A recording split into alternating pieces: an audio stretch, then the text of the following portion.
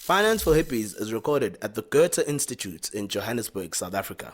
They enable arts and cultural organizations to be more entrepreneurial so they can create a better society. The Goethe Institute does this through a global network of hubs where local creatives act as a driving force of economy and culture.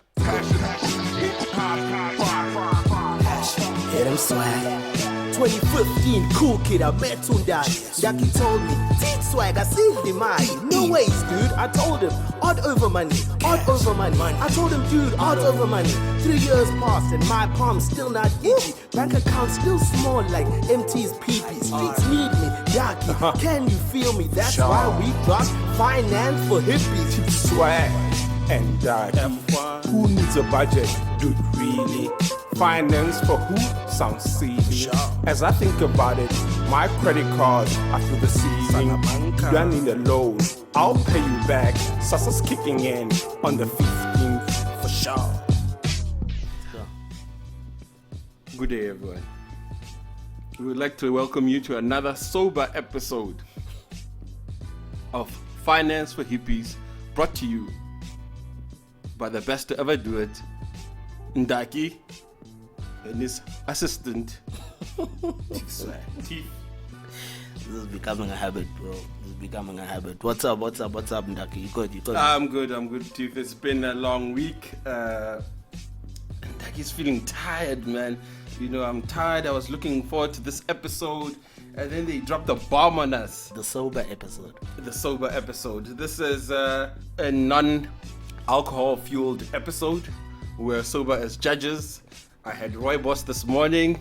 So everything we say here, you can actually take it as legitimate advice with my full mind being applied to the topic at hand today. And the topic we are looking at is investments. Specifically, how to invest or save $250 a month or less or more. Yeah. Teeth. I think the official title is Investing on a Hippie's Budget. For sure. But we're also going to try upscale it a bit. And as usual, we bring the heat.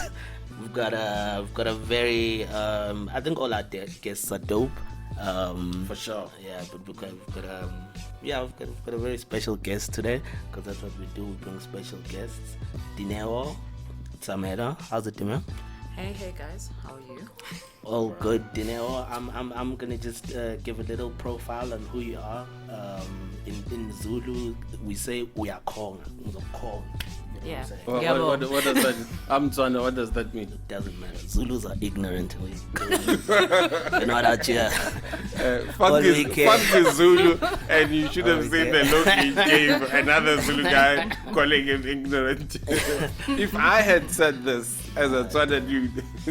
Yeah, man. Ukonga though is basically when we talk about your lineage and the great things you have done. Oh, the bloodline. The bloodline. Okay. When we speak about, you've done this thing, you're this hot, you're this dope. Hit me with your ones. Yes.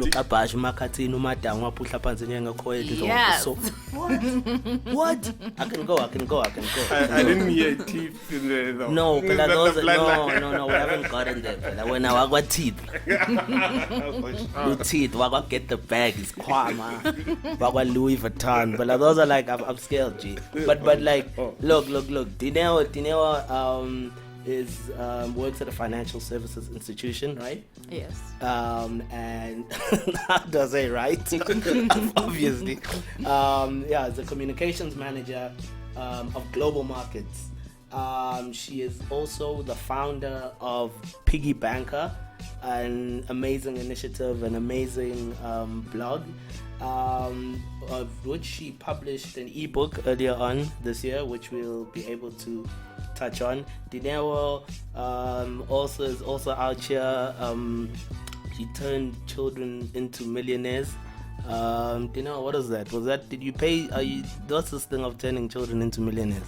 I feel like there was a misunderstanding. Are you giving children jobs? This was hard when I saw that. What's that about? Before I finish. I was part of a panel on how to ensure that your children become millionaires. How old are these 6-year-olds? Because these 6-year-olds are lazy, and I've seen like No, that sounds like straight out of Joe Jackson's book. No, we were just talking about, starting them off early, and just teaching them the value of hard work, saving money, delayed gratification, and if you start now, by the time you're 20, you'll be here at 30.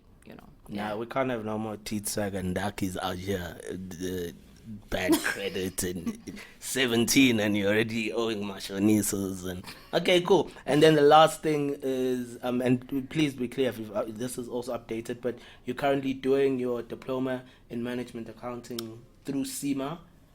That's what's written here. At CFA level. Yeah, okay, right? so Did I read that wow. right? I really no. need to update my LinkedIn. You need to update your details. So SEMA Please- and the please- CFA. Please clarify that part because Ndarkie was going back wild about I need to say SEMA because SEMA is like a big thing. Like Ndarkie was losing it yesterday. So please I clarify. requested this to be added to your Yeah, intro. he said it needs to be added. And the CFA. Why I do this is because the listeners out there must understand we're hot, and then we're hot. The mixtape is hot. We are hot physically and academically. We are also hot. We are full packages. Yeah. They need to know this. Okay, so I'm actually doing. I missed I apologize. Sorry, I do need to update my LinkedIn profile. I will as soon as I remember my password. But so I'm currently doing an advanced diploma with SEMA. So working towards my Chartered Global Management Accounting or Accountant designation. And the CFA is because I work in a financial institution and I work in global markets. It's just a very great designation to work towards. So I'm doing both. I am also part of this journey of the CFA. Very strict process, very painful process. Yes. I wrote level 2 this year. I almost died. Congratulations. I almost died. I failed that thing. I am proud to say I failed level 2 times. And I'm going to write for the 3rd time. The good part is you're giving us, so this is it's a nice amount of content that we'll delete from the final episode. Deleting my page. He's giving us a nice bit. I'm even looking at Fungus. Okay, this is awesome, but this is not this is not making the final cut. But look, I think Ndarkie, man, you'll be good. You're finished, you're wrapped up, right? No, I You feel wrapped up that your you're pain. not taking my pain. But please. We're talking I feel about your pain. We're talking about investing on a Hippies budget here. And before we delve in deep, but Dineo, I wish people could see like you dressed very like dope, like fresh. So yeah, Thank you. how the journey of just being where you are. Where are you from? Who's How- Dineo? Yeah, what's up? Are you Zulu? Are you Tswana? Where are you from? Dineo is from Nelspruit, so I grew up in Nelspruit. And then I lived in Durban for about 8 years. My mother is Zulu, Okay. hence the Zulu speaking. Okay. My dad is Sotho, but I don't speak any Sotho. Oh, okay. How do you feel having... That's that strong Zulu gene coming through. The Zulu just came through. But anyway, please continue. And where was I? Oh, yeah, and I basically got onto the journey of finance, and my love for finance grew from, interestingly enough, I think I'd always been interested in finance, and then the journey towards personal finance and then starting to speak to people about investing started because I was in debt, and then I worked my way out of my debt, and I wanted to share the lessons that I'd learned from that journey. So I started the blog. The first blog I started was Diary of a Reformed Debtaholic. So I was really just talking about my journey. And I think once I'd finished paying off my debt, the next step was, okay, now what? How do I save? How do I invest? How do I ensure that I don't find myself in the same position again? And all of this has pretty much led to me being in financial services as well. So it's all just come together now. So as communications in the space that I work in, global markets is we work in financial markets, so and we deal with a vast array of financial products. So fixed income, derivatives, which are just complicated investment instruments. We'll break that down. And all sorts of other interesting and exotic products that we work with. And so to be educated and just understand that world is really, it's an incredibly fascinating and unbelievably interesting world, actually. This means your communication skills must be on fire to be a communications manager. Like if a dude rolls up to you and say, "Hey, Dineo, how you doing?" He started hitting you with that game. I'm sure your communication comes through that skill you've sharpened over the years. You can, flirt a bit. Tell me about your communication skills, both professionally and romantically. I think, look, they work very well for me professionally, and most of it is written communication. So it really, I don't get to speak much. I do speak to a lot of people, obviously, to get my job done. But I'm also very, apparently, famous for having a resting bitch face, so no one ever approaches me. Yeah. It's like you can, look. I think it's quite like terrifying. It's just like it's like it's good because I think people don't disrespect you because of that. You get what I'm saying? Yes. It's like it has its pros. No, that's what I'm saying. Like it's like people don't come at you within a certain way. You get what I'm saying? No one comes at you sideways. I usually tell I've got a sister who's like that as well, and she's just like, no one gives her like shit because but she's a good person. She's a really I must nice say, person. I got those type of vibes. I think we bumped into you 2 weeks ago when we were recording an episode, another hot episode. Yeah. And you hit us with this one line. It's like you looked at us twice and you said, "When am I coming on?" Exactly. And then you walked on. Look, it's been something that's come up with people that I know now for a while who say, whenever we talk about the first time they met me, and they're like, "Yo, I thought you were such a bitch." No, but I think it's dope because like people be out here wasting your time as well. So and I don't know, you meant to allow certain people into a space, right? It's true. Especially guys like Ndarkie are talking nonsense. Like, yo, get to the point. What's the bag at? What do you know want? what I'm saying? But just before we go too far on that, you touched even on the point that you were in debt. Yes, lots of. Well, relatively speaking, at the time it was lots speaking, of it. tell us about this, because then before we call investments the bag here. In this show, it's the bag. Secure the bag. Before you are about the bag,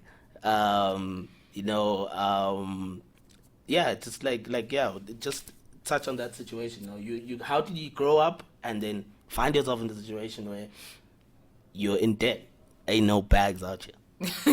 So I didn't go to varsity after school. I started working immediately, and at the time I think started working, so I was like, ooh, I need to get work clothes. So you do what any 18-year-old does. You head straight to Truist and you're like, account. And Truist is like, yes. And part of that is because you've been taught all your life that you need credit in order to buy a car and a house.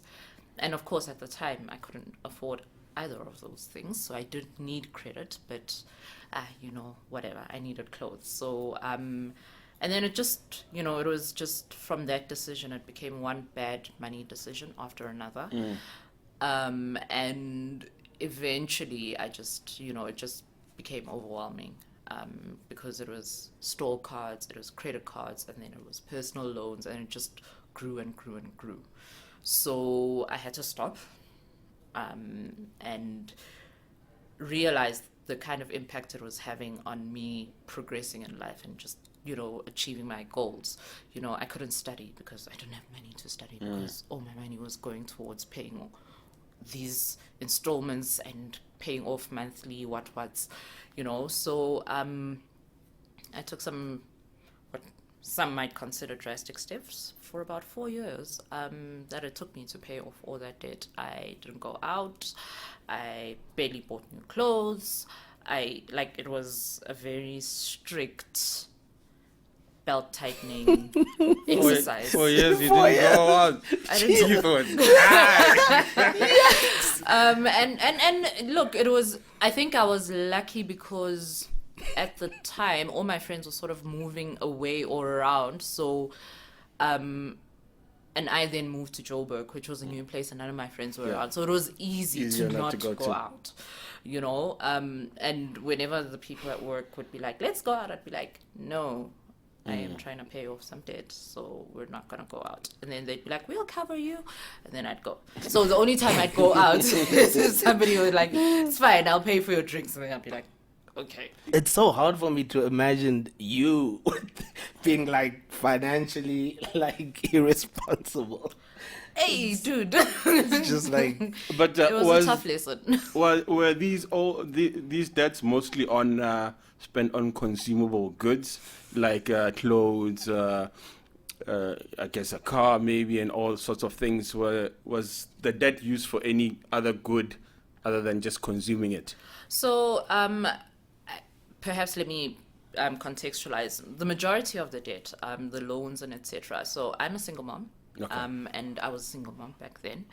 And because of the smaller debts that chowed into my disposable income, I basically tried to remedy the situation temporarily by taking on big loans to try and take care of big responsibilities, so pay school fees. I mean, children eat, so gotta buy nappies and the whole shebang, and they grow up fast, right? Yeah. So unlike me, who could stay for 4 years and not have to buy new clothes, except for the rare, like the one thing here or one thing there. With kids, every like 6 months you're buying a new thing because now they've outgrown this thing and shoes are torn because people kick rocks. You know how kids are.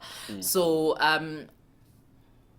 the bigger parts of the debt were actually just to help me get by as a parent, particularly my credit card. And even when I went into, that stealth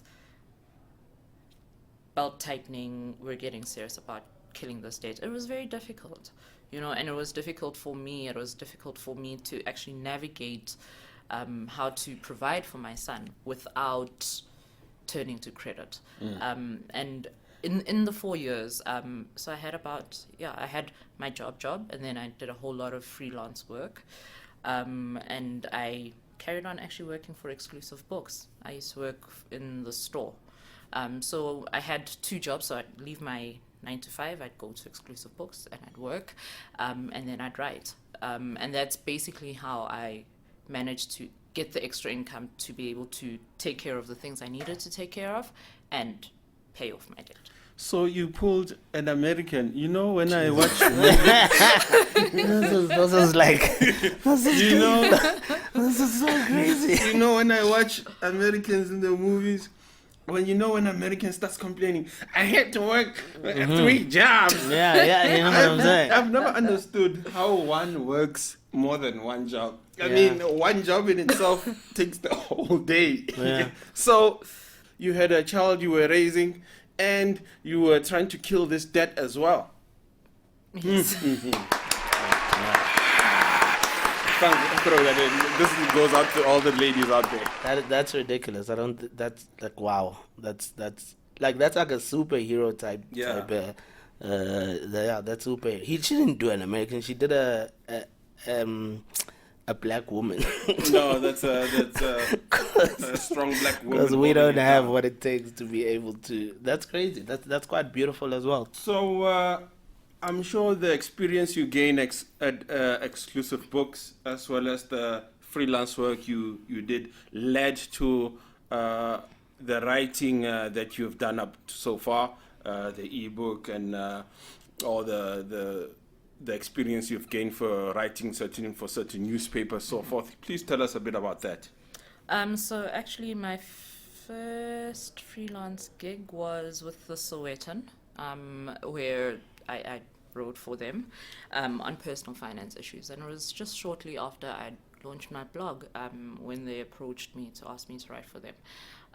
And since written for City Press and the Sunday Times, where I've currently taken a break, but I still write for them.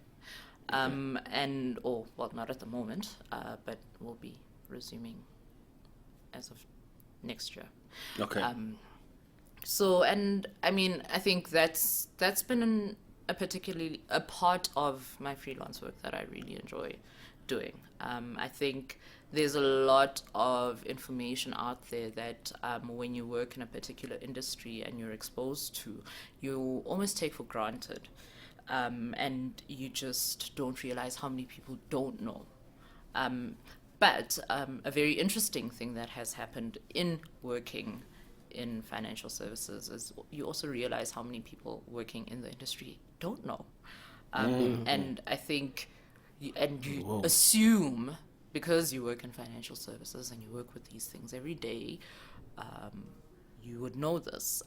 But I've sat down with people who have worked in the industry for like 15 years. And then you go, so do you manage any investments? And they go, no, I haven't really actually bothered to look. And you're like, I don't understand. They're not even investing on a What do Hippies you budget. mean?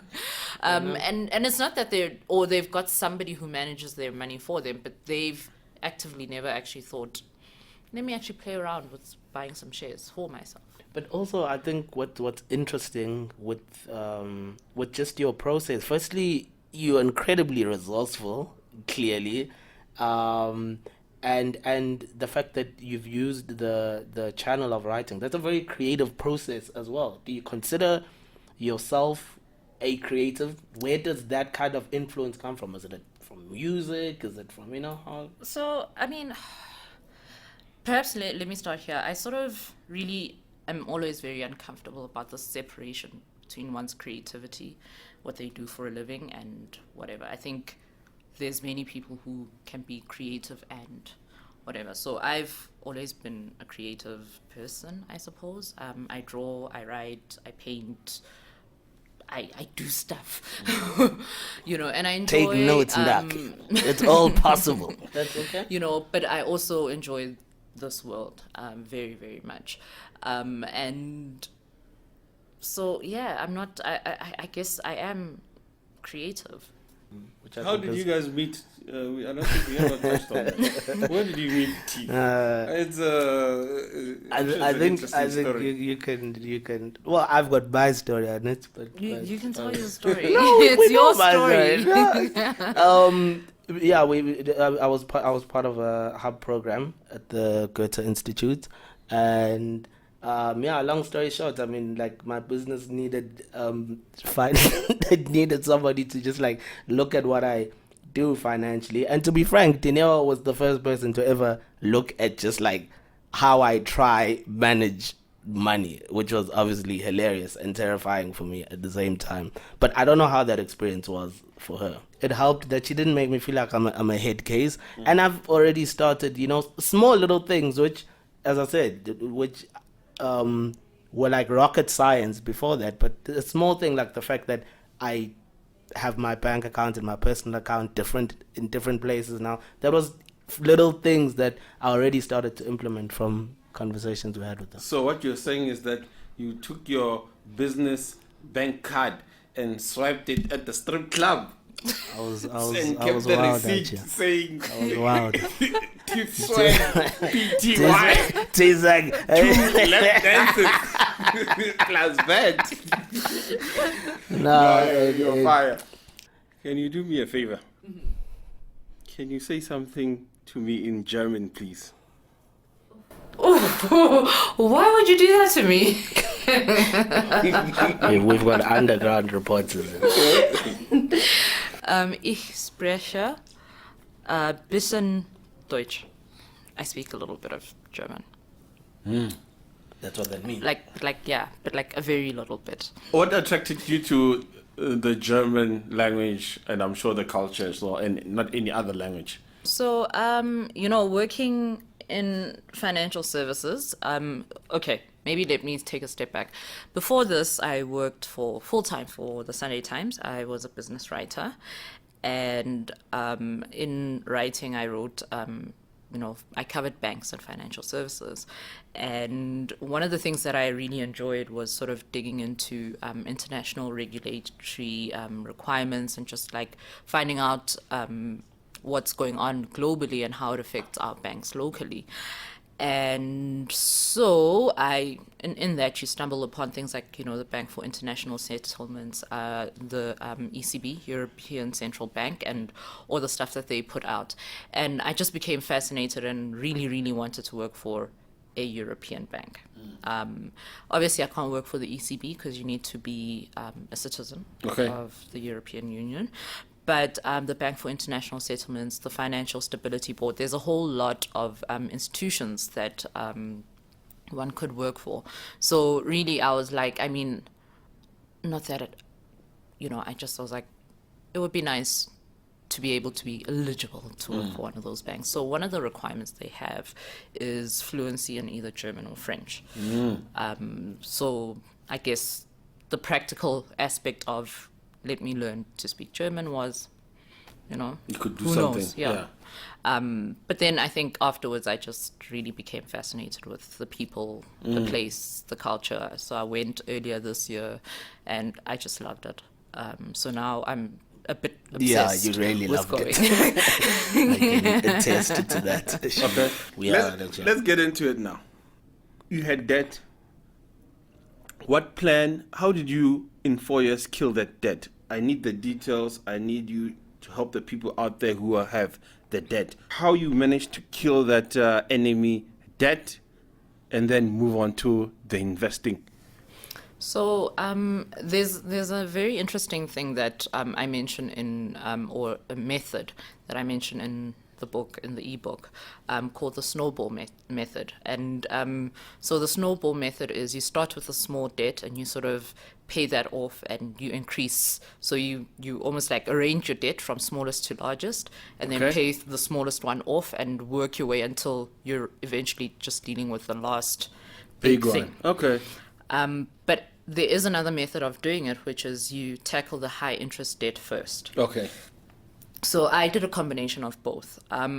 The small debt, because A, it was easy, those were like easy wins, and B, it gives you the kind of motivation to sort of be like, okay, it's been 4 months, I'm done with this, I can move on to the next one. So I sat down, made a list of all the debts that I was aware of, and the ones that I knew I needed to kill quickest were the ones that had been handed over. Okay. So, when my lawyers phone you and you're like, oh, private number, I'm not going to answer those guys. Teeth is very familiar with that. Please go ahead. Those private number soldiers. I still ain't answering. So, and I had a spreadsheet where I kept a list of the small, so I arranged from smallest left to right. So, smallest to, left to right, but largest to smallest. Okay. And then each row, then on each end, I'd write, what percentage it is, for each debt. And that sort of helped me get perspective. So, and then I drew up a budget, really. And my budget was important things: rent, transport. So I knew I needed to get to work. And then I had a very small food budget. It was tiny, guys. In addition to not buying clothes, I didn't eat particularly well in those 4 years. 4 years of not eating well. Gee, that is... I'm not proud, but that it wasn't terrible eating. It's not, it was eating to stay alive. What you're saying is that you're not working in Woolies and buying a 40 rand avocado for 40 rand. You're growing avocados. The only time I had avocado was when I went home to visit my mom in Nelspruit, because avos and fruits and things like that are cheaper there. Yeah. So I'd always be like, Moms, just organize some things there for me, you know? So I'd get mangoes from my mother. I'd get like nice things from my mother. But really in those 4 years, there were no fancy, like you couldn't open my cupboard and find like pasta sauce and all sorts of like nice things. You wouldn't open my fridge and find nice things. You just find the bare minimum basic. Water. This thing doesn't need flavor, chief.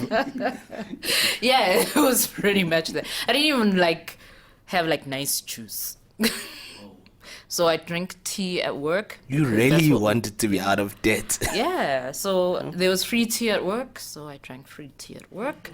I rarely ate at home anyway, so it was really just, on the bare minimum.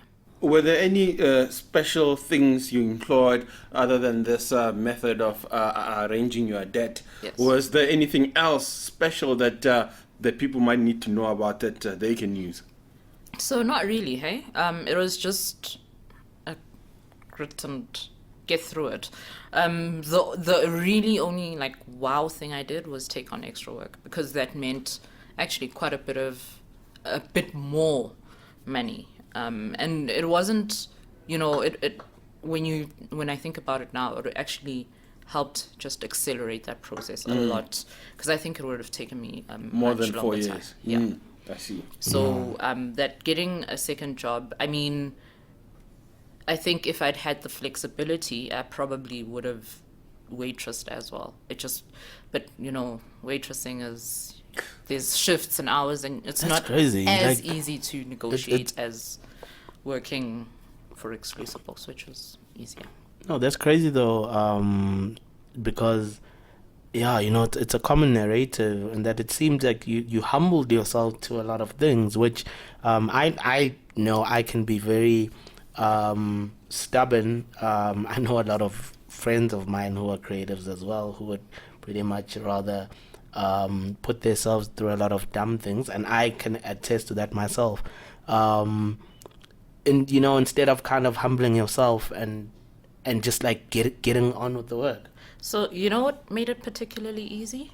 I didn't have that many friends in Joburg. Okay. I doubt where I am now I'd be able to do all of that stuff. Okay. But it just helped that for a while there was no, it wasn't, I didn't have that bazotina bantu because no one knew me. Yeah. So it didn't matter. I also think the density of your situation versus bazotina bantu. Yeah. You weigh it up and you're like, but I also think I've loved and I enjoyed working at Exclusive Books. I did. Yeah. And your bazotina bantu, it just fades away after a while, because actually abantu aren't there when Edgar's is phoning you. Yeah. When MPD attorneys is phoning you. Shout out abantu to aren't there, so you just have to step out of that mindset. No, for sure. And I think, for those who don't know, Abantu Bazotini, What will people say? What will people say syndrome. It's a very popular syndrome, especially amongst the black race of what will people say. Would you say you've gravitated from bad debt to good debt? And also just what is that? And that's another term that is threw out there when we're preparing for the show. Bad debt, good debt. I'm like, nigga, you're in debt. What are you talking about? So I think there's certain types of debt that we consider bad and certain types of debt that we consider good. And perhaps things like when we think bad debt, clothing accounts, which is what I got myself into. Taking personal loans, not to do serious things, not to pay for your education, not to invest in something that's actually going to give you something back. So that's the kind of debt we consider bad debt, consumer debt most of the time. And to a certain extent, even buying a car is one of those things that's sort of is a gray area, because I might need a car, but do I really need an AMG? You know, I do. Ndarkie has a plan to build his cars. What will the people say? By any- A city golf. You don't listen to a rapper who's in a city golf. Right. You listen to a rapper in an AMG. Yeah. So it's that sort of thing. And I mean, I didn't buy a car until after 30. And honestly, I bought it out of necessity. My mom wasn't living Wow. with me. And I know Wow. it's such a thing because now I don't feel I need the car anymore. Yeah, till you so- get into those taxis, then I'll keep that car. No, so I was The actually taxi thinking about industry it. ain't easy. Has anyone ever poked you on the shoulder when they give you money? I'm giving, When you're I'm not giving you some advice and right when they now. poke it, they say they give you 100 rand, and he says 2. He gives you 50. Like, why not 50? No. So I was thinking about it. I live pretty close to work. So actually, it would be cheaper for me to Uber to work. Okay. Like way cheaper to Uber to work than to buy a car. But at the time I bought the car, I was fortunate enough that I had some savings, and my mom had a stroke. And I think the gravity of that situation, with me being the closest child to her and still 4 hours away, and not being able to get into a car, drive down, and actually take care of her. And it took about, I think my youngest brother eventually could go the next day, and it was just that situation was a bit like, we couldn't do anything as and she'd had quite a serious stroke, so I You think feel almost disempowered, I guess. as yes well. Yeah. So I think after that situation, I probably bought my car like within 2 weeks of no I'm lying, within a month of my mom having her stroke. Now that she's recovering, it's been a very useful thing because I take her to physio, etc. But so for me, a car was a very expensive thing to buy, but it doesn't feel like bad debt just because it's useful in so many more ways than just getting me from A to B in terms of work. But some people do consider it a waste, a waste of money, mainly because you buy your car for 200k. By the time you're done, it's worth like half the price, but you've paid almost double for it. And so that, in terms of when we think of good debt is something that when you're investing and with the hopes that it'll eventually pay back, and a car doesn't do that ever, unless you count the emotional pay of knowing that you look good in your AMG. Unless you can quantify all the numbers that you get from ladies and put them on a spreadsheet. You can say, no, installment is 10,000, but I got 15 numbers per month. Therefore, there's a 10% return on investment. I'm doing well. Yes. So, and then good debt would be if I take a student loan. I'd consider that good debt because the hope is I'm going to pay for my CFA, and then once I'm a CFA charter holder, I'll be able to, make a whole lot more money than I would without that designation. So it makes sense if I'm doing an MBA or whatever it is. It makes sense that at the end of the thing that I'm paying for, there will be some sort of money flowing back You to me. invest in yourself. Okay. Yeah, so Right. same thing with the house. I don't know about this current housing market, but same thing with the house. So somebody with no real amount of money can still get in good debt, I guess. That's Yes. a good question. I think this leads us to the big elephant that we need to chop up this afternoon. Let's look at a small budget. When you have a small budget to invest per month, and then we grow as the budget grows to see what other options we have. Teeth has 250 a month to invest. What are his options? Tax-free investment, not savings, investment accounts. And perhaps Tax-free investment account. yes, and perhaps let's so differentiate. explain that in English. So you get tax-free savings accounts where you can put cash, and those are like your typical 37-day, 32-day notice type of accounts. Returns are very mostly guaranteed, but very limited, 1-2%, if you're lucky, some 5%. Okay. But they are very rare to come by. But if we're talking investing, then there are very amazing products called tax-free investment accounts where you can actually access the stock market directly through ETFs, exchange-traded funds, and we'll go into those, and unit trusts. And unit trusts are just like exchange-traded funds, but differently managed. And I'm a big believer that if you're starting off and you've got a small budget, just put it in the tax-free investment account. Just because there's no dividend tax, withholding tax that you pay. There's no securities transfer tax. There's no capital gains tax. So all of these things are things that if you buy normal shares, you have to pay. So you have to pay securities transfer tax if you move your shares from one institute to another. You have to pay dividend withholding tax at the time that you liquidate your investment. You have to pay capital gains tax. So if you put 10,000 Rand in Naspers 10 years ago, In finance for hippies. and now your Naspers shares are worth 1 million, just an example. Is this a tip, Dineo? No, I'm just saying, and I'm using Naspers because it's the one company that's grown like exponentially. Well, no, there's two, but it is one of the two that have grown ridiculously over the past couple of years. And so when you want to take that money out, there's a whole lot of taxes that you just need to pay. And it actually just chows all the gains, and then you still have to pay things like brokerage and. So there's a lot of fees that actually go into investing. Doesn't mean it's not worthwhile. It just means you need to be smart about it. So what I like about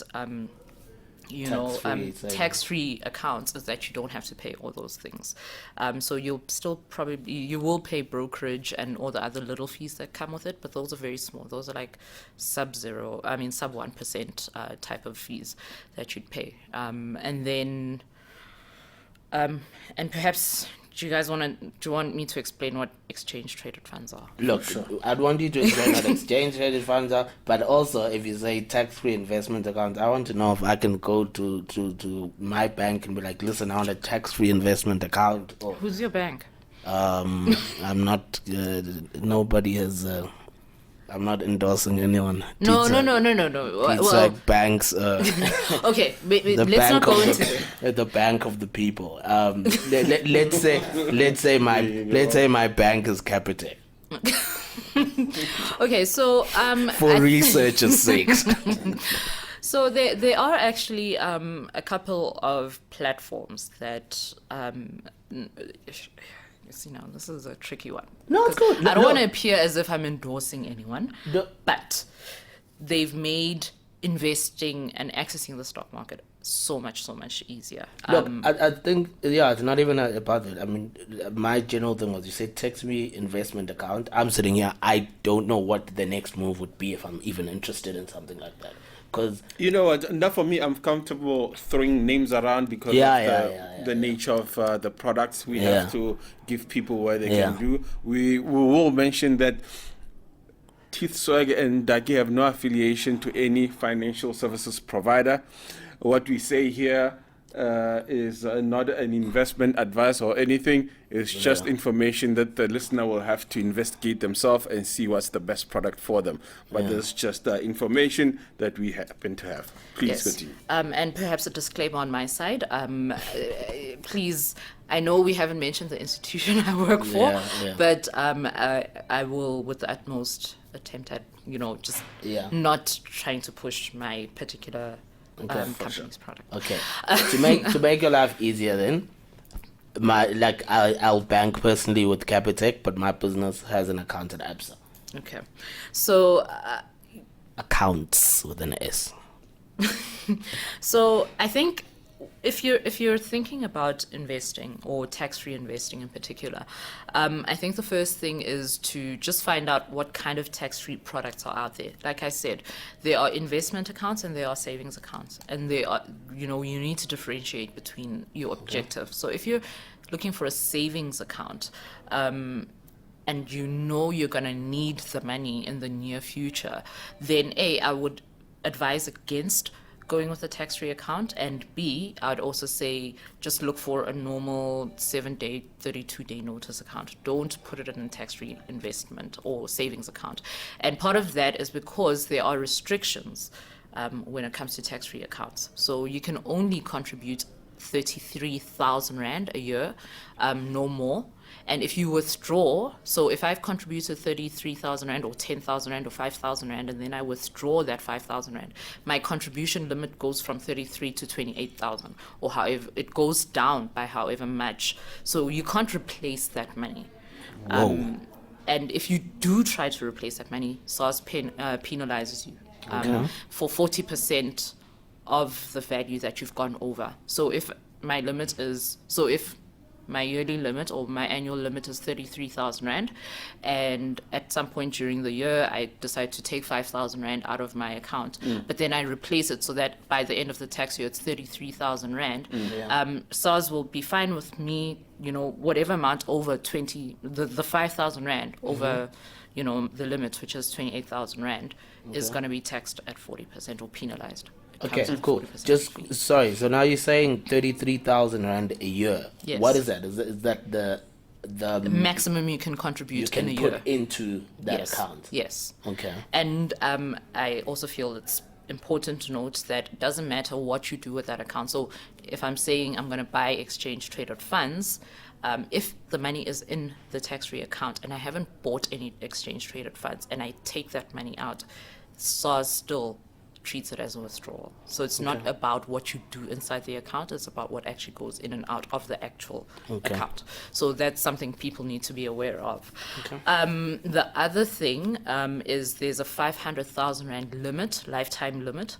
So at some point, if you're contributing consistently 33,000 Rand a year, you'll be capped at 500,000 Rand over your lifetime. So that means you can't put in any more money than that? Yeah.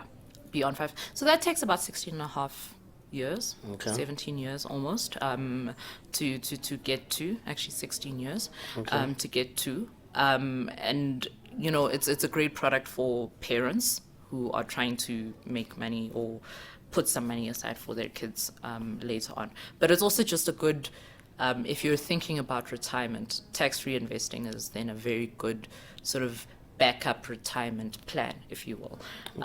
I wouldn't advise, like I said, if you're thinking just of short term, so if you want to save money for a house, I wouldn't put it in a tax-free account, just because you're going to need to withdraw that money in a year or 3 years or 5 years or however, and that's going to affect your limits. So really, tax-free accounts are geared for somebody who wants to be in the market long term or who wants to invest very long term, and they know that, there's going to be one big withdrawal at the end of a particular period, and I'm not going to be contributing more into that account. All right.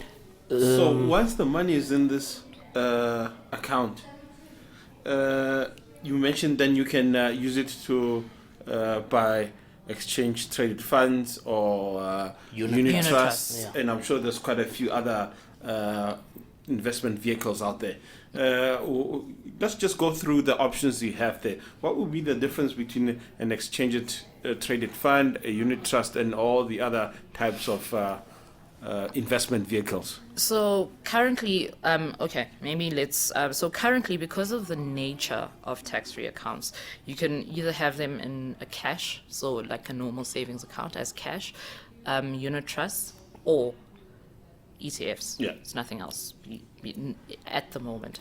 So once it's in that account, they don't allow you to do anything other than those three options. Keep it in cash, and then an interest, unit trust, and exchange trade funds. Let's start with the cash. The cash, what interest am I looking at on average to earn on a 33,000 per annum balance? So it depends on where you put the money and what kind of and which institution.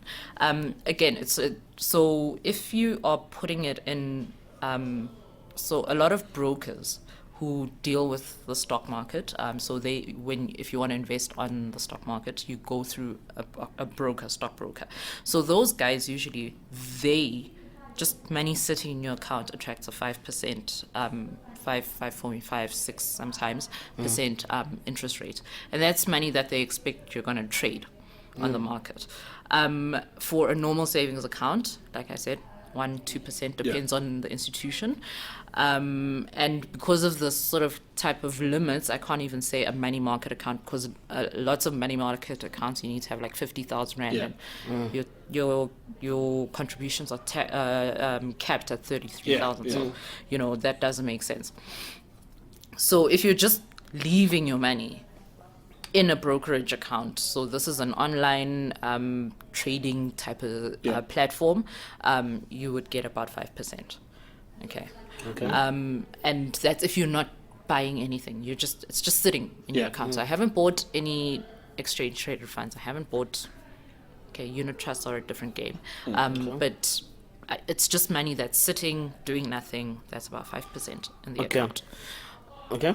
But if you decide, and this is where it gets tricky, if you decide that I'm going to take my money and I'm going to buy exchange traded funds. So exchange traded funds are a basket of shares, right? So if I want to have exposure to, or I want access to the Johannesburg Stock Exchange and the stocks or shares or companies that are listed on the exchange, but I don't have the amount of time and energy and information and knowledge to be able to sit and sift and evaluate each and every single market or company on the market, and I wouldn't know where to begin. An exchange traded fund is almost like a nice way to be diversified and access those markets without you having to do intensive homework. It doesn't mean you don't have to do homework, and please, you do need to do homework. But if you want to, for instance, invest in the top 40 shares on the JSE, there's a product, so there's two. There's a Stanlib 40, there's a Satrix 40, so top 40. Those shares, and I think Core Shares does a top 50. Those guys, they track the top 50 performing stocks on the JSE, and it's all based on market capitalization, or the value of the company according to the share price. In South Africa, do you have a large size of these funds, exchange traded funds, to pick from? So we actually, not as large as the US. It would be a dream if we did. Doesn't help that we've only got 2 official exchanges, and the one is just too small currently. But we've got a couple that we can choose from. Who are the 2 exchanges? Who are the 2 exchanges? Actually, no. You guys are actually losing me a bit. I'm actually not gonna. I'm now feeling intimidated because now I'm dark. No, I'm not gonna do it. Okay. You guys are actually losing me here. Like, it's like when you're in class and and you guys are just goes too exactly. deep. You guys are now getting like. You guys are getting like deep in the stuff. He's taking notes here. I'm taking notes here, but I'm still thinking, okay, cool. But like, if I got $250, like, what can I do? You know? Yeah. So why I wanted to like explain. $1,000 a month. No. So even exchange. So and the then, thing but is, please don't lose the train of thought. no. So exchange traded funds are efficient in that they take. And this is where I was going. So you buy a basket of shares, but the shares are split up in such a way that you can actually buy a share or an exchange traded fund for, it's like 6 or 7 or 8 rand per share in inverted commas. But that share is composed of the top 40, for instance. The top 40 companies in South Africa. So the companies who run these funds, they buy the actual shares, then they sit and they split them up in very complex ways, and then they package them into small shares that are comprised of all those companies. So you come with your 250 rand, you buy ETFs for 250 rand, and you have exposure to the JSE, and you didn't have to go and buy an Aspis share, which costs 3,000 rand. I think it's below now or above. Something happened with 10 cents, so it's probably above. You know, or you don't have to go buy a Capitec share that costs 1,000 rand, and you don't have to buy a British American share that costs 500 rand. Okay. So you can get an ETF. An ETF, and then you don't have to think about You see? also which company is a good company to buy, Okay. because the company is already there. They've been picked for you, Okay. and you just need to decide which ETF am I going to go for. And there's different kinds. So there's one that tracks the top 40. There's one that tracks just the financial services. Okay. There's one that tracks, there's a few actually that track Okay. all the mining companies, or Yeah. what we call resource companies. Yeah. So there's different types of ETFs that track or comprise different splits of the stock market. And for anyone who's sort of like risk averse, or you don't want to throw your money into whatever, there's actually bond ETFs, and bonds are like retail bonds. So they're safer, if you will, Yeah. considered safer. Okay. And you can actually buy bond ETFs. So there's a lot of variety in terms of asset class. So No, it's- look, I think the main reason I did feel even passionate on this little component of it is because personally, through my career as an artist, I went through a lot of times where, well, I guess when I sat back and reflected at all the mistakes that I've been doing, which is what a lot of this journey I'm also going through has been, is that I would sit and actually generally think that, okay, cool, the problem is that I don't make a lot of money, or or such things. But the greatest issue actually that I realized was also the fact that when there was money, I never had any mechanisms to actually understand that when you have even a little bit of money, you can do certain things with it. What I'm gathering here is that me and you, Teeth, we can get a whole lot of other podcasts, ne? And stick them in a basket Exactly. and form a podcast. Exactly. ETF. Exactly. Lucky. Then Exactly. we can split it up, We chop can it up, split it up. chop it up, because we'll be the hottest We'll be one the in hottest- there anyway. Exactly. And then we can sell it off to our listeners out there There for you a go. good 10 rand 10 tiger rand. per share. What do you know? Is that 8 rand? We'll No, say no, 7. we We'll say 7. premium. We not tiger. 10 rand. So okay, I okay, think cool. yeah. So and the ETFs do come at different prices. Okay. So it's just I use the A trend as an example, but they Okay. do come and like shares, they go up and down. But I suppose the thing you need to be aware of is they'll only ever go up and down according to the particular sector or set of stocks that they're tracking. Okay. So if you think just this year, it's been a very terrible year for anyone who's been in the market this year. Ndarkie's years are always good.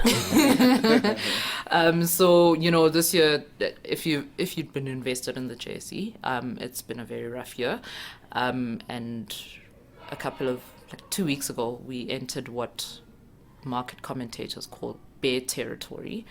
So that's when the stock market goes down by 20%. Okay. Then you consider yourself in bear territory, and that's where we were. But so if you had an ETF in the top 40 and you bought it at the top of the year, you would not be very happy right now. Are you serious? But the benefit of that, the upside of that is it's also a very great buying opportunity. So don't stop buying if you are buying already. Let's talk about emergency funds. That's something that's also came up. This is, I would imagine, something then you'll have to have access to Yes. when an emergency comes through. So, as we said, the tax-free investment accounts would not be the best place to hold your emergency fund. No. So emergency funds, I think, are very great in a 7-day, 32-day notice account. Mainly because the 32-day buffer just adds that element of discipline. But as we all know, you can actually withdraw funds immediately if you need to. You're penalized for it, But you can also just have a regular savings account where you have immediate access, and those are out there. Capitec actually has probably out of all the banks, I don't work for Capitec, just FYI, but they probably have one of the more favorable rates amongst all the banks in terms of their savings accounts. So I think even in that, you still need to just compare. A lot of, actually all banks keep their the kind of interest rates they offer on their savings products online. So you should check that information out, do a thorough comparison, compare bank fees, interest rates. So if you're only giving me 2%, but you're also charging me 20 Rand a month, and I'm only going to be putting in 100 Rand a month, then then you need to sort of think about, if I'm putting 100 Rand, but I'm being charged 20 Rand, and the interest rate's only 1%, I'm actually losing money, So all of those things that you need to actually just sit and think about when you're going through there. Savings, emergency savings, a lot of people always say you need to have 3 to 6 months worth of living expenses. No, Teeth's got that. Yeah. She's got that already. I can She's survive. solid. And it seems very, I remember when I started putting that kind of money, and I was like, that's a lot of money. Yeah. And over the years, that money grows, and I'm not talking about the money in the savings account, I'm talking the money that you need when we're thinking about living expenses. Yeah. But it is always a good idea to just have that kind of money, just that you can have access to. I don't keep I'm going to be honest, I don't keep all of my 3 to 6 months savings in a savings account, just because I think, when I think about the types of emergencies I get into, so there's a lot of contingency plans and things around. I've got medical aid, I've got I've got a whole lot of other things. So I really try my best not to keep too much money in cash, because it just erodes the value. Let's say you're getting old. You're getting like teeth, there's gray hairs in your beard, you're not looking so sharp as you used to be as a young man, Retirement is kicking in. What investments are there that Teeth should have taken about 25 years ago to be covered right now? So, like I said, tax-free first and foremost. So, a retirement annuity comes with, and that's just like an individual or retail pension plan. Okay. We call them retirement annuities. So those they come with tax breaks, but the breaks are still not as clean as with a tax-free account. Yeah. So I always say to people, if we're thinking long-term and we're thinking retirement, the first place, if your employer doesn't offer any retirement benefits whatsoever, the first place you should think about is a tax-free account, and then a retirement annuity. Okay. Especially if you're somebody who's familiar with the stock market and you sort of are comfortable with it, because you can make better decisions. Obviously, if you have no idea where to begin, you don't want to muck it up, then go with a retirement annuity, because then you've got people who you're paying to hopefully manage your money well and hopefully beat the market. Not many of them do, but it's fine. Explain to us what's a retirement annuity. So to the artist fellows out there. So I think the thing is, first of all, it's not an artist thing. A lot of people don't think about their retirement at all. And even when, that money goes out and you look at your pay slip, if you're an employed person, and you're like, but my money is going into this thing and it could be going into this thing right now. I mean, the number of people I've come across who've resigned so that they can cash out their pension, so that they can cover short-term things. I'm in a lot of debt. I need to build a house. I need to do this. So I'm going to cash out my pension and go buy my mother or lobola or do whatever it is I need to do with that house, with that money. So a lot of people, it's not just artists, a lot of people don't want to think about retirement. They don't want to have to do it. They don't want to have to contribute to it. They want nothing to do with 60-year-old them or 65-year-old or 70-year-old them. They're like, I'm here. I'm 25. What if I die tomorrow? So, very short term, I'm thinking about, I need to buy a house. I need to buy another car. I need to buy my third AMG. We're not thinking that far ahead. And I think, we, much like, things like growing up a will, you just have to think about the reality of it. I had to draw up a will the other day. It was not fun. Because you have to think about yourself dying, and you have to think about yourself being old, and you have to think about yourself being this. But a retirement annuity is almost like okay, I know I'm going to grow old. Let me just get it. Put money into it, not think about it. Don't think about it as just think about it as I'm paying my future self, so that I can live comfortably. But also I think, in thinking about retirement, also consider the current situation you find yourself with elderly family members. Just look at how they are getting by. I mean, and think about it. I don't know how much pensioners get from the government, but I think it's like 1,000, 1,200. Imagine trying to live on 1,200 rand if you can't live on 1,200 rand now. You can't even. So there are people who, even just like 5 days and 1,200 rand, they'd be like, no, I can't do it. No, I hear you. One question: retirement annuities. You explained that. What's the difference between those RAs and unit trusts? So a unit trust, okay, so maybe RAs are different, they manage differently, okay? So the difference between all these products, RAs, unit trusts, and exchange traded funds, are that they are managed differently. So with an RA, the guys will ask you a whole lot of questions about your, they'll take into consideration your age, how long before you can, you decide to stop working, etc., etc. So now till retirement, how long you've got to go. And then some guy with who's a CFA charter holder and has a business degree and a whole lot of other designations will sit there and be like, okay, Ndarkie, I'm here. I'm going to do all these things for you. Don't think about it, and we'll speak when you retire. I will make the decisions for you. I will decide where your money goes. If I decide that your money is going to go in this kind of RA or this kind of investment, that's where I'm going to go. And it's going to be according to your needs and your specifications. Unit trusts are like ETFs.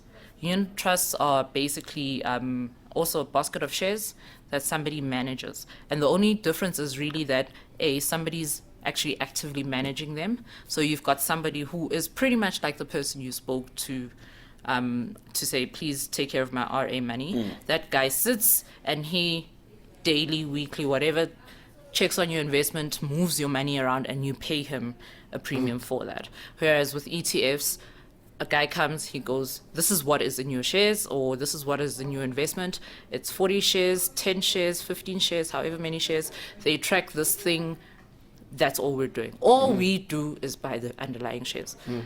And that's it. That's where the management ends. We're not going to charge you performance fees because we're not buying and selling shares for performance. That's what you pay your unit trust guy, and that's what you'd pay for an RA. So me and Teeth here, we sat and then we came up with a brilliant idea. This is one of our best ideas we've ever came up with. Greatest idea. So we're getting to the business and we're about to wrap things up here. So but now this is the jewel right here. This is the jewel right here. Me and Teeth, we are going to enroll in a Forex trading college. We are going to enroll in a Forex trading college. I've seen the guys out there, they're balling. Hashtag life of a trader. Exactly. Hashtag this is how I live. Tell me the truth.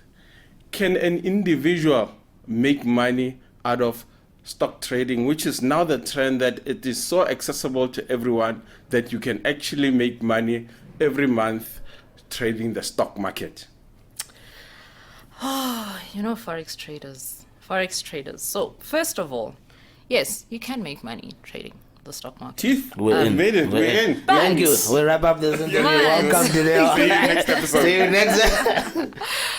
But it is not an overnight get rich quick scheme. It's not.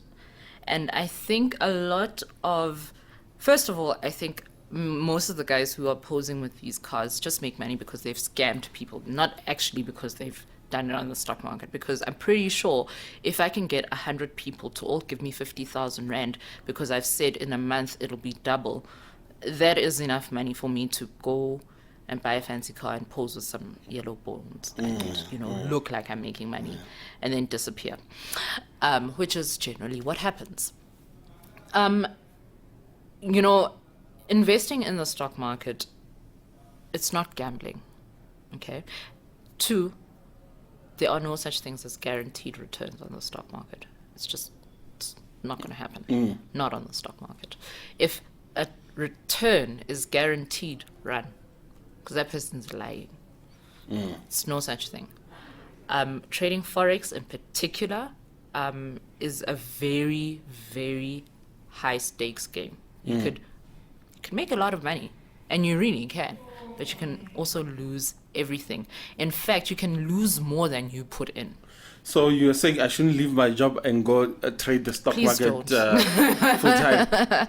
Please don't. Please don't. Bro, the model Ndarkie and me have is quite, we've got. I'm sorry, guys.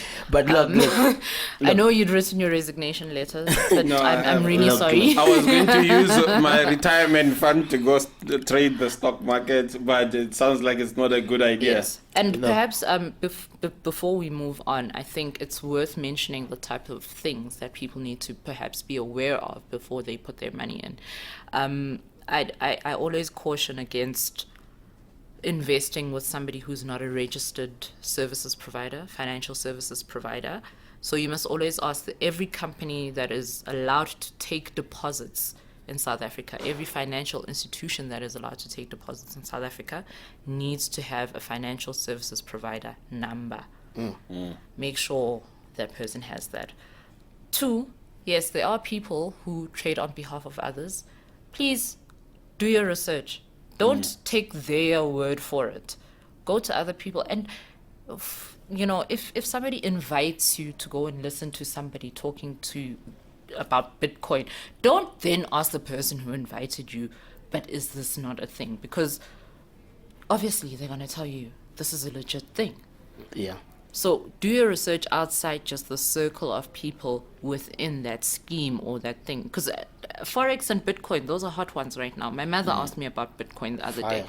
We have a finance for Hippies coin launching. Yes, and I believe the young ladies as a strip clubs are also taking Bitcoin as a form of payment. Thank you very much. So, and just be careful of somebody who tells you about guaranteed returns. Like I said, there's no such thing as guaranteed returns in the market, any market, except maybe the bond market, and even then, trade carefully. And those returns, because of the nature of bonds, those returns aren't going to be ofago 50,000 and then in 2 weeks' time it's going to be 150,000. That's not how bonds Before work. Ndarkie is bleeding with the question in his mouth, but I have to play devil advocate, because we've got a lot of fire questions to ask you, but I also want us to be respectful of your time as well.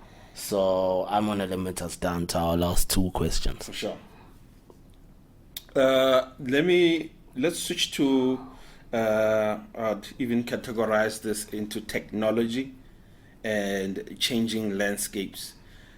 We believe there's a few banks that are scheduled to come into South Africa.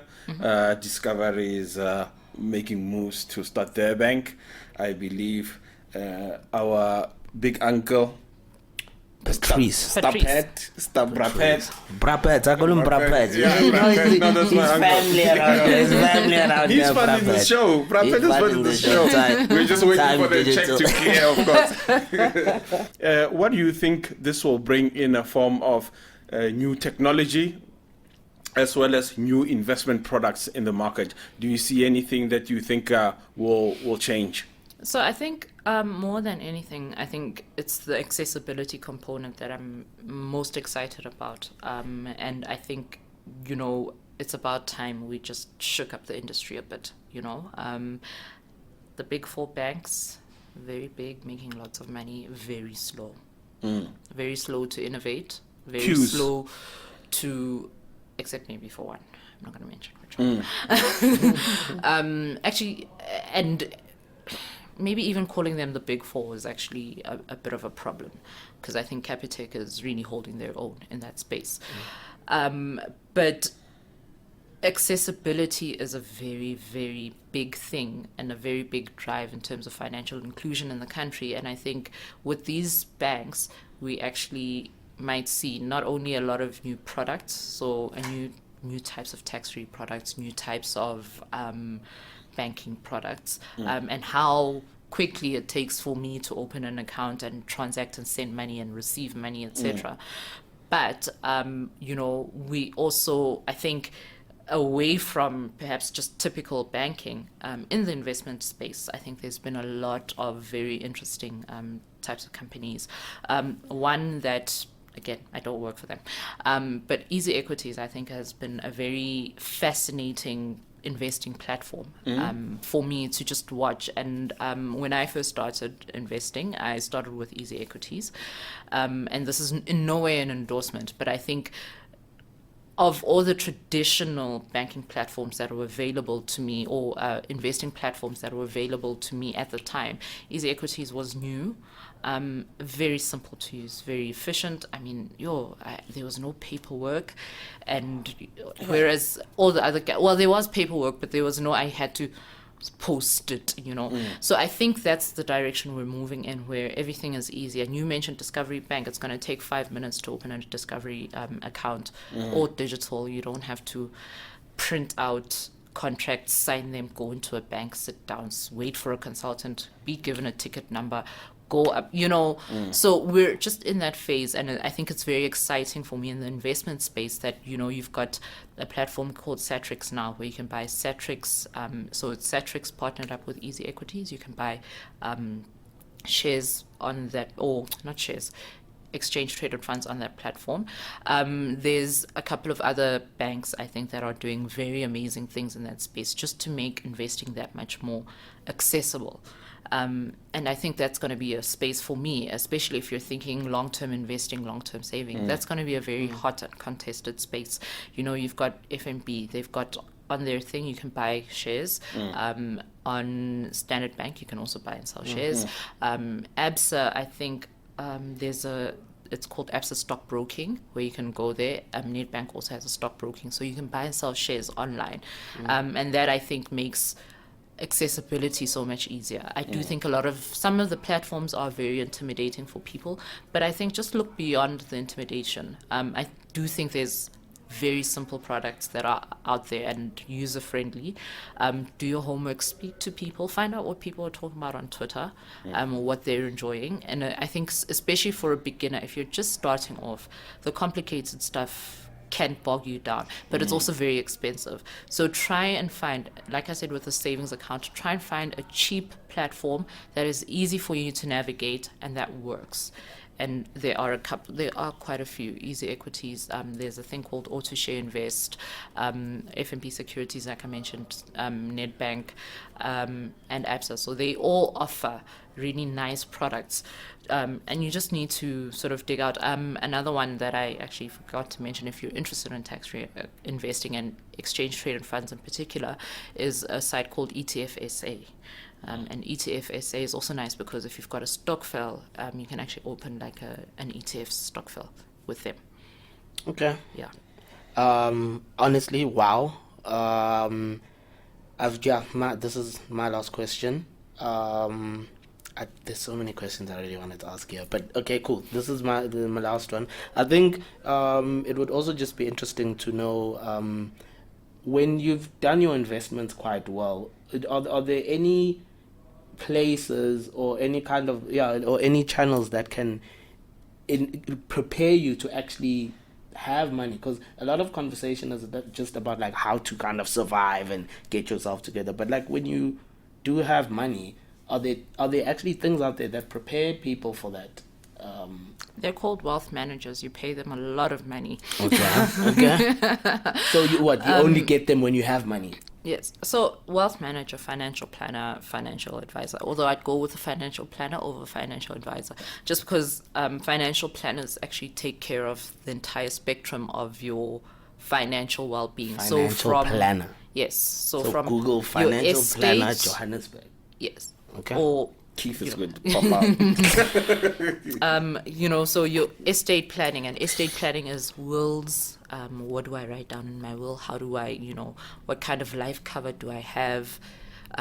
A list of my assets and what's going to happen if I die. So that's what estate planning is about.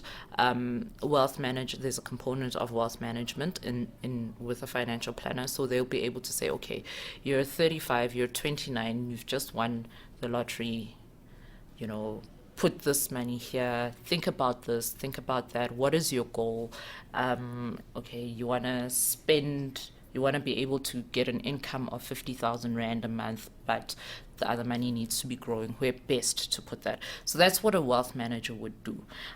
You get people with generational wealth. So if your parents, hey, Trust fund. and then they leave you with a lot of money, and you want to live off a certain amount, and you want to know how best to where best to put your money so that I can live.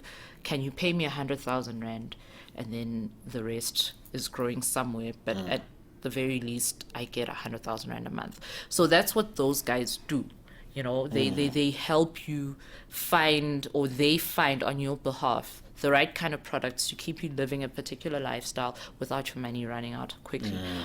Obviously it's a collaborative relationship. If your parents die and leave you with 1 million Rand and you want 100,000 Rand every month, but you also want your money to last for 5 years, it's not going to happen.